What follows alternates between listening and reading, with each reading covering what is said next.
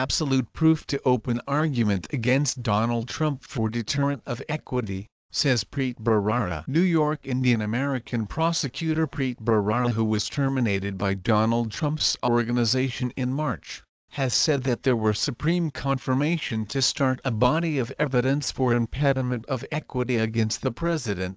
The media detailed. The previous U.S. lawyer for the Southern District of New York made the comments in an ABC News meet on Sunday night when asked whether he trusted that there was sufficient confirmation for a case guaranteeing that Trump attempted to discourage the Federal Bureau of Investigation (FBI) test into previous national security consultant Michael Flynn's ties with Russian authorities. Document picture of Preet Bharara. AFP. There is completely confirmation to start a case for deterrent of equity by Trump, Bharara said in his first TV meet since being terminated by Trump in March. Nobody knows at the present time whether there is a provable instance of block.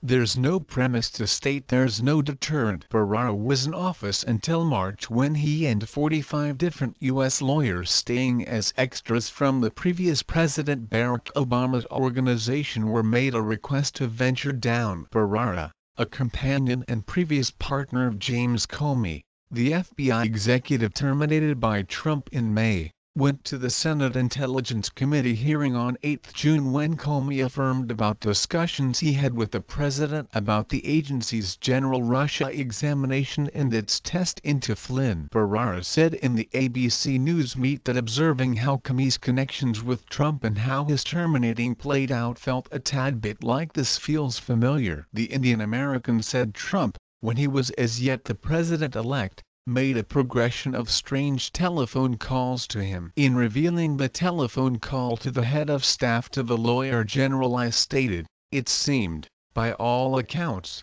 to be that he was attempting to develop some sort of relationship, Bharara said. It's an extremely strange and impossible to miss thing for a one-on-one discussion without the lawyer general, without notice between the president and me or any United States lawyer who has been made a request to explore different things and is in a position speculatively to examine business interests and partners of the president. After Trump took office, Bharara declined to take one of Trump's calls. The call came in. I got a message. We pondered over it, thought it was unseemly,